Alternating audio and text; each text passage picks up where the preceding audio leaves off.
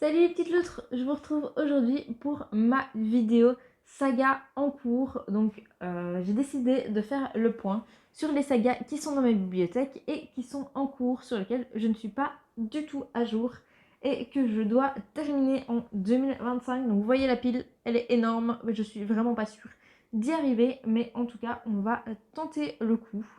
Donc je vais vous présenter tous les livres, je vais vous dire si je m'en souviens ou pas. Je vais peut-être vous lire le résumé pour que vous ayez une idée de ce qui se raconte dans les livres et je vais vous dire combien je vais en lire cette année, si j'estime que je vais finir par être à jour en 2025 ou si c'est déjà un abandon avant même d'avoir commencé à tenter de terminer mes sagas en cours cette année. Donc voilà, on va commencer tout de suite avec le premier qui est La princesse sans visage d'Ariel Holz.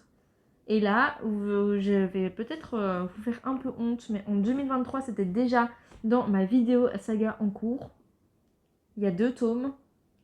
J'en suis toujours au même point. Il me manque le deuxième. Je me souviens que j'avais plutôt bien aimé et qu'en même temps, j'avais pas été ultra emballée par ce livre. Et c'est peut-être pour ça aussi que j'ai eu du mal à le continuer. Je vous lis le résumé parce que je n'ai aucun souvenir du tome 1 et qu'en plus je n'ai pas fait de résumé spoilant. Donc voilà, donc quand je vais me plonger dans le tome 2, je ne vais absolument pas me souvenir du tome 1, ça va être génial. Dans les royaumes immobiles, l'existence est contrôlée par 4 monarques. Sans eux, la réalité serait réduite à un flot d'énergie magique et chaotique. Or, le trône d'automne, vacant depuis trop longtemps, menace cet équilibre. Il faut lancer un nouveau sacre. 7 jeunes femmes peuvent y prétendre. La compétition sera sans pitié. Ivy est candidate malgré elle. À 18 ans, elle a passé toute sa vie cachée derrière les murs de son manoir et les parois de son masque. Elle est une belle à mourir, c'est-à-dire que quiconque voit son visage est pris de folie meurtrière ou suicidaire. Propulsée dans le monde des Cides, la noblesse des fées, au cœur des manigances qui la dépassent, elle va devoir puiser dans ses ressources pour survivre. Un chemin qui la mènera bien plus loin qu'elle ne l'aurait imaginé. Aucun souvenir, mais ce serait quand même cool que je termine cette duologie en 2025, puisque c'est une duologie, qu'il me manque un livre et que donc ça ne devrait pas être si compliqué à faire. Ensuite, Steam Sailor, j'étais à jour, je le suis plus, mais le livre est tout petit. Et là, j'ai trop envie de le lire parce que j'ai adoré la série. Ici, c'est le préquel, donc Steam Sailor, pour ceux qui ne connaissent pas, ça parle d'un bateau volant avec des pirates qui sont sur ce bateau volant, etc. Je ne vais pas vous lire le résumé parce que je me souviens encore pas trop mal. Mais j'avais adoré. D'ailleurs, ils sont juste ici pour ceux qui les cherchent. J'avais adoré, j'étais super fan et les dédicaces sont beaucoup trop belles. Je pense que je vais le reprendre pour aller le faire dédicacer. J'ai trop hésité à acheter la belle édition. Peut-être que je craquerai un jour si je vois Ellie S. Green en salon et qu'elle a cette belle édition. Peut-être que je craquerai pour me l'offrir parce que j'avais vraiment eu un gros coup de cœur là-dessus. Donc à lire absolument en 2025, je ne passe pas à côté de ce tout petit livre qui me permettra de reterminer une saga en cours. On passe maintenant à Mal d'Aurore. Là, il y a 3 tomes qui sont sortis et j'ai normalement lu les 2 premiers. Et pareil, j'ai aucun souvenir de cette histoire. Je me souviens qu'il y avait un mélange de magie, de vol, de musique, mais aucun souvenir. Donc vraiment, quand je vais devoir lire le 3e tome, ça va être très compliqué. Pourtant, j'avais bien aimé. Je ne sais plus si j'avais fait un résumé spoilant. C'est possible que oui. Il faudrait que je regarde. Mais je peux vous lire le résumé du premier tome pour que vous sachiez au moins de quoi ça parle plus ou moins. Aux confins d'une Europe bouleversée alors que la révolution gronde, 5 jeunes se rencontrent autour d'une étrange menace. De Vienne à Odessa, de Kiev aux plaines de Sibérie, ils sont poursuivis par la police secrète et traqués par un attament cruel et tyrannique. Liés par leur amitié et un destin qui les dépasse, ils avancent sur le chemin d'un royaume disparu, Mal d'Aurore. Je me souviens que j'avais beaucoup aimé le premier tome, donc évidemment ça me donne envie de lire la suite, sauf que je m'en souviens plus. Je ne me souviens plus ni du premier ni du deuxième, du coup en fait ce serait bien de pouvoir relire les 3, ce que je ne vais pas faire. Donc honnêtement, je ne suis pas sûre de terminer cette saga-ci en 2025, même si j'aimerais bien le tenter. On passe maintenant à Sorcier. Et là, je crois qu'il y a 3 tomes qui sont sortis. Et je pense sincèrement que je vais laisser tomber cette saga. J'avais bien aimé et en même temps je me souviens plus du tout du premier. Il faudrait que je lise le deuxième, il faudrait que je lise le troisième. Et pourtant la dédicace était beaucoup trop belle, regardez-moi ça. Je sais pas si vous la voyez. Je vais essayer de vous faire un zoom. Les dédicaces comme ça, je trouve ça trop joli, mais clairement je vais laisser tomber la saga, je vais pas me lancer dedans. Je peux vous lire le résumé si ça vous intéresse, mais en tout cas c'est sûr je le terminerai pas en 2025, je le sais déjà. Mesdames et messieurs, bienvenue au Cirque Paladis. Ce soir, un numéro époustouflant avec l'incendie du chapiteau par l'armada des clowns invisibles. Venus enlever vos enfants, ils emporteront Dea, la jeune aveugle. Ernest, le magicien, partira à sa recherche avec l'aide de Kétiné, l'envoûteuse, et de Kilma, le marabout. Leur quête les mènera dans un monde caché et surnaturel. Mais leurs authentiques pouvoirs de sorcellerie suffiront-ils pour sauver Dea? Restez en notre compagnie, vous n'êtes pas au bout de vos surprises. N'hésitez pas à me dire en commentaire si vous avez lu Sorcier et si vous avez terminé la trilogie. Je suis curieuse d'avoir vos avis. Ensuite, on continue avec Nevermore. Là, j'avais adoré le premier tome, mais il y en a full qui sont sortis, donc clairement, je ne serai pas à jour en 2025. Et pourtant, ce serait chouette que j'en lise au moins un ou deux en plus pour pouvoir avancer dans la saga. Je crois que j'avais fait un résumé spoilant pour Nevermore, donc je pourrais me replonger dedans pour voir un peu ce que le premier tome disait. Mais je vais vous lire le résumé. Morrigan Crow est née le jour du merveillon, ce qui signifie deux choses. 1. Elle est maudite. 2. Elle est condamnée à mourir à minuit le jour de ses 11 ans. Son cercueil l'attend. Elle est sauvée in extremis par un homme étrange qui l'emmène dans le royaume magique de Nevermore. Si je dis pas de bêtises, il y a aussi des bandes dessinées qui sont sorties. J'avais adoré, objectif en lire au moins 2 en 2025 pour avancer dans cette saga que j'ai laissée de côté et qui pourtant est vraiment super chouette à lire. Gods of Men, juste ici, le tome 2 est là-dedans. Et le tome 3 est sorti, d'ailleurs je l'ai vu en librairie cette semaine. J'ai hésité à mort à le prendre, sachant que Rivka, c'est une petite maison d'édition qu'on ne trouve pas dans toutes les librairies. Donc là, je l'ai eu en main, je l'ai reposé, je ne sais pas pourquoi, j'aurais dû le prendre, ça m'aurait peut-être poussé à le lire. Le problème aussi, c'est que ça fait tellement longtemps que j'ai plus lu les Gods of Men, et qu'en plus, bah, j'ai pas fait de résumé spoilant, évidemment. Donc voilà, je regarde, la couverture est toute noire en fait en dessous. J'avais oublié ça. Mais donc voilà, mais en fait j'aimerais trop me replonger dans cet univers, mais là aussi relire 3 briques comme ça, je suis pas sûre que ça va le faire en 2025, donc je suis vraiment pas sûre de la terminer. Et pourtant, peut-être que si j'avais acheté le tome 3, je me serais lancée. Là aussi, je voulais le résumer, puisque je n'ai évidemment aucun souvenir de cette histoire. La magie est interdite dans les 5 provinces, et ceux qui en sont doués, depuis la naissance, sont pourchassés et tués. Sable ignore que sa musique renferme un pouvoir, jusqu'au jour où, à peine âgée de 9 ans, elle est arrêtée par accident. Elle arrête par accident le cœur de sa petite sœur avec sa flûte, la tuant sur le coup. Atterrée par ce qu'elle a fait, et craignant pour sa propre vie, elle s'enfuit loin de la juridiction provinciale pour atterrir dans les landes sauvages, terre exilée et de brigands. Là, Sable se terre, sous le poids de la culpabilité, et survit en tant que guérisseuse, jusqu'à ce que, 10 ans plus tard, quelqu'un ou quelque chose la retrouve et la traque sans merci. Je me souviens qu'il y avait une histoire de pouvoir magique, il y avait une histoire d'amour, il y avait une histoire de guerre et de conflit. Le tome 2, je m'en souviens, la fin du tome 2 m'avait laissé vraiment époustouflée, j'avais super envie de connaître la suite, et puis j'ai lâché l'affaire, j'ai pas lu le tome 3 qui a mis du temps à sortir, et maintenant, je ne m'en souviens plus, donc idéalement, je pourrais me refaire la saga, je pourrais essayer de vous faire un vlog en même temps, mais j'avoue qu'en 2025, je pars pas gagnante sur la fin de cette saga. Absolu. Là aussi, trilogie dont j'ai lu les 2 premiers tomes. Il ne reste que le 3e pour la terminer. Et je ne me souviens plus de ce qui se passe dans le 2e tome. J'avais fait une résumé spoilant du tome 1. J'ai pas tenu l'année passée à jour mes résumés spoilants. Et maintenant, j'ai plus de souvenirs du tome 2. Donc c'est parfait. Mais là, j'aimerais vraiment le lire. D'ailleurs, j'ai une amie qui est en train de lire le tome 2. Et je lui ai demandé de me faire un résumé quand elle avait fini le tome 2 pour que je puisse me lancer dans le tome 3. Je vole les résumés spoilants chez les autres, maintenant c'est parfait. Je peux vous lire le résumé pour que vous ayez une idée, sachant qu'absolu j'ai vraiment adoré. On est sur une dystopie qui moi m'a vraiment emportée et donc j'ai beaucoup aimé la lire. Amis depuis l'enfance, Prime et Johanna ont un avenir prometteur au sein de la nation d'Érith, construite sur les ruines d'une Pologne ravagée. Leur vie bascule le jour où ils sont choisis pour être envoyés dans la zone où rôde la chose. Les mobilisés n'ont qu'une mission, vaincre la plus dangereuse créature jamais créée par l'homme, ou mourir en essayant. 19 générations ont franchi les portes de la zone, personne n'en est jamais ressorti. Pour Prime et Johanna, c'est un grand honneur, un sentiment que ne partage pas Édouard, persuadé que ses talents de linguiste ne lui seront pas utiles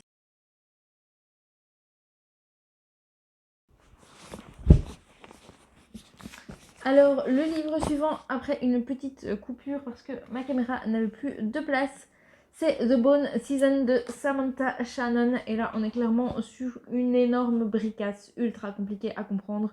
Donc, très clairement, pour le lire en 2025, enfin, j'ai toute la saga dans ma bibliothèque puisque je l'ai gagné à un concours d'Audrey de Le Souffle des mots. Mais très clairement, pour le lire en 2025, c'est mort, je vais jamais le lire parce que on est vraiment sur de la brique compliquée. Au moment où je l'ai lu, je faisais pas encore de vidéo résumé spoilant, mais même si j'en avais fait, je suis pas sûre que j'aurais réussi à vous résumer ce livre, tellement il était compliqué à lire, tellement c'était difficile de se mettre dans l'histoire, etc.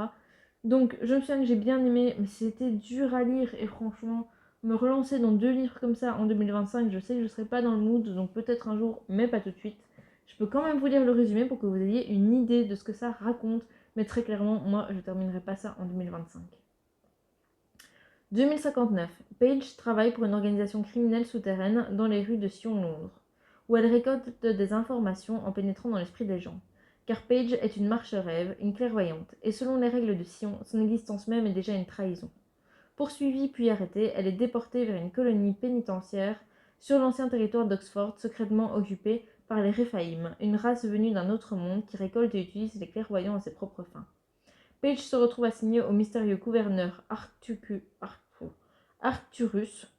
Celui-ci devient son maître, son formateur, son ennemi naturel. À ses côtés, elle va devoir apprendre à développer son pouvoir, pour servir ses ravisseurs, mais surtout pour s'échapper de ce sinistre endroit où elle semble promise à une mort certaine.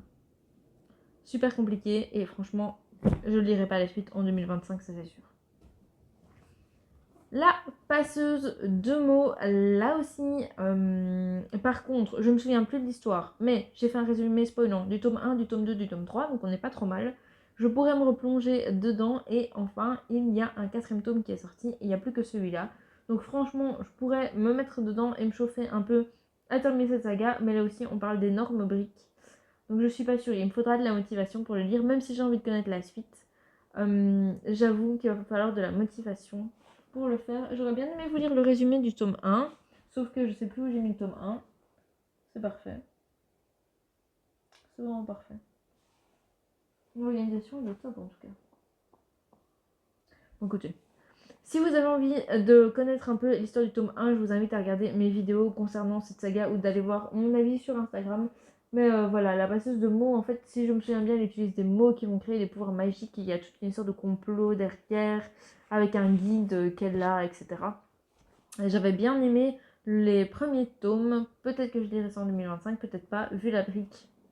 Il y a de grandes chances pour que ça n'arrive pas, mais je pourrais essayer de me lancer dedans. Saga suivante, Kéléana. Kéléana, j'ai l'impression que je vous en parle depuis super longtemps. Alors, ils ont enfin sorti le dernier tome, donc il m'en reste 2 à lire pour être précise. Ils sont tous là-bas. Vous les voyez pas en fait, je pense. Non, vous n'avez pas la vue sur l'étagère. Mais en gros, là au-dessus, il y a une étagère avec tous les Kéléana et il m'en reste 2 à lire pour pouvoir connaître la fin. Kéléana, c'est une saga qui commence avec un tome 1 où c'est une voleuse, elle va être recrutée par le roi pour devenir son assassineuse. Sauf qu'en fait, on se rend compte que c'est un livre de fantasy petit à petit. Il y a des super complots, des intrigues politiques dedans, etc. Sauf que je me souviens plus, évidemment, des premiers tomes que j'ai lus. C'était tellement compliqué, tellement dense que je suis même pas sûre de me souvenir de tous les personnages. Et là aussi, je faisais pas de résumé spoilant à ce moment-là. Donc voilà, mais je vais quand même essayer de terminer cette saga en 2025. Ça me ferait du bien de la finir, ça me ferait du bien de connaître la fin. Je me souviens que le dernier tome que j'ai lu, je pensais que c'était le dernier et je pleurais toutes les larmes de mon corps en terminant le livre, et donc je crois que j'avais un peu fait mon deuil de cette histoire, et finalement je me suis rendu compte que je m'étais plantée, c'était pas le dernier, c'était pas comme ça que ça finissait, et donc ce serait bien que je le termine et que je connaisse enfin la fin une fois pour toutes, et que je puisse encore pleurer toutes les larmes de mon corps en le lisant. De Mapmakers, qui est ici, qui est le tome 2 de The Hatmakers. 3 tomes sortis pour l'instant. Le 3e est toujours en bas, il est dans ma salle à manger. Ce serait vraiment chouette que je le lise. En plus, je les ai en anglais, donc ça pourrait être bien pour ma résolution de lire 3 livres en anglais cette année. Donc super hâte de lire. C'est un livre qui est très très jeunesse et dont l'anglais est super accessible pour les gens comme moi qui n'ont pas l'habitude de lire dans cette langue. Donc vraiment hâte de le découvrir. Le premier c'est The Hatmakers. Donc Cordelia elle fait partie d'une famille qui font des chapeaux qui ont des pouvoirs magiques. Et un jour son père disparaît et elle va se mettre en quête de retrouver son père. Donc voilà, trop hâte de lire le troisième tome. Ça ce sera sans aucun doute pour 2025. Suivant, Emblème. Je sais pas trop quoi vous dire, j'ai pas accroché avec ce livre. Donc il y en a deux, je n'irai pas le deuxième. Ni cette année, ni jamais, je pense. Donc je crois que je vais pouvoir le mettre dans mes sagas un peu abandonnés. Pourtant, je l'ai fait dédicacer, je l'ai acheté à un salon du livre, je l'ai fait dédicacer. Il avait l'air super cool et j'ai pas accroché du tout. Je sais pas si j'étais pas dans le mood ou si vraiment le livre n'était pas fait pour moi. Mais en tout cas, j'ai pas accroché. Je peux vous lire le résumé pour que vous ayez quand même une idée. Ereb d'Aigremont ne quitte jamais son manoir, traumatisé par l'attaque d'une créature de cauchemar pendant son enfance. C'est pourtant son nom qu'une négociante nuptiale soumet à Cécilie, car il est le seul qui correspond aux critères étranges de la jeune roturière fortunée. Ereb accepte la proposition d'union et se laisse convaincre de participer aux sélections pour intégrer le cercle des géographes qui organise des expéditions de prestige vers Exotica, une terre peuplée de créatures magiques.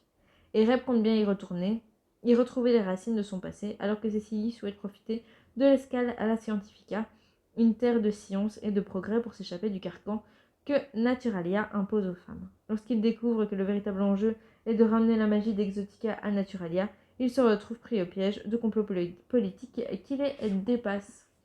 Clairement un abandon pour moi, mais je serais curieuse de savoir si vous l'avez lu et si vous avez aimé.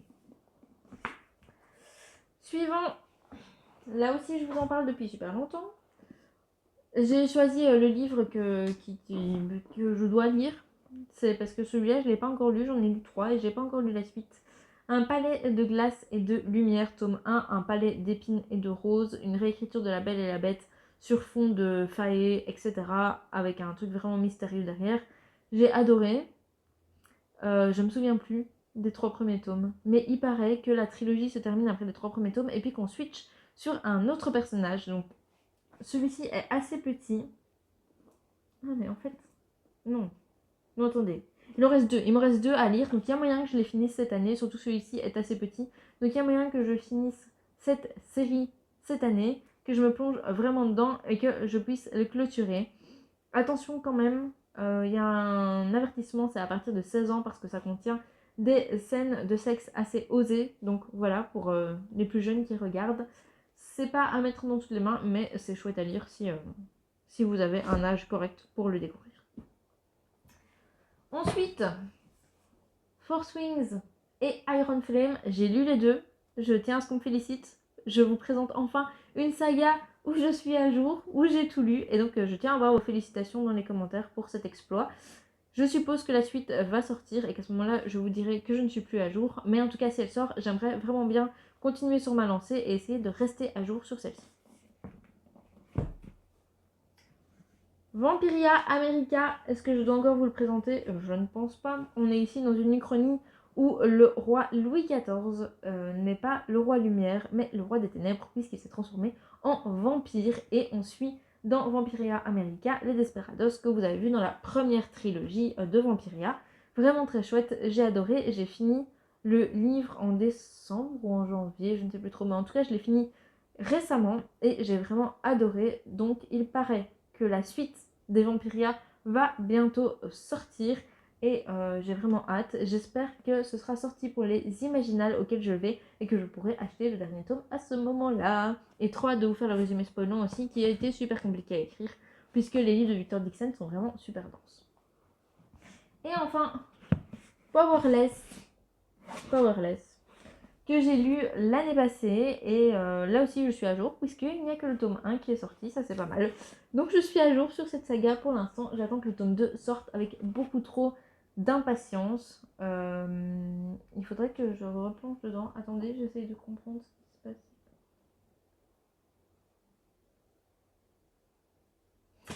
J'y suis. On se retrouve dans Powerless dans un livre où toutes les personnes qui ont des pouvoirs magiques vivent et les personnes qui sont des personnes ordinaires sont assassinées parce qu'on dit qu'elles propagent une espèce de maladie qui affaiblisse les pouvoirs. Et on suit Paedine qui n'a pas de pouvoir magique et qui va rencontrer l'exécuteur, donc la personne chargée de tuer les gens ordinaires. Et elle va se retrouver avec lui dans une espèce de quête, enfin dans un espèce de concours, de grand jeu, où les gens meurent, mais en gros ils peuvent gagner beaucoup d'argent s'ils gagnent le jeu. Et elle va devoir continuer à faire croire qu'elle a des pouvoirs magiques. Et là-dessus, eh bien évidemment, vous allez vous en douter, il y a toute une résistance qui est mise au point, etc. par les gens qui n'ont pas de pouvoir magique. Donc voilà, j'ai adoré et j'ai trop hâte de pouvoir découvrir la suite. Je le lirai en 2025 si ça sort durant cette année. Voilà un petit peu, vous avez vu les livres que j'ai à lire, j'ai vraiment énormément, je suis pas sûre d'être à jour sur tout. Mais dites-moi en commentaire si vous avez encore beaucoup de sagas en cours et quels sont vos objectifs pour l'année 2025. N'hésitez pas à vous abonner à la chaîne si vous avez aimé cette vidéo. Et en attendant, je vous embrasse et je vous dis à la prochaine fois.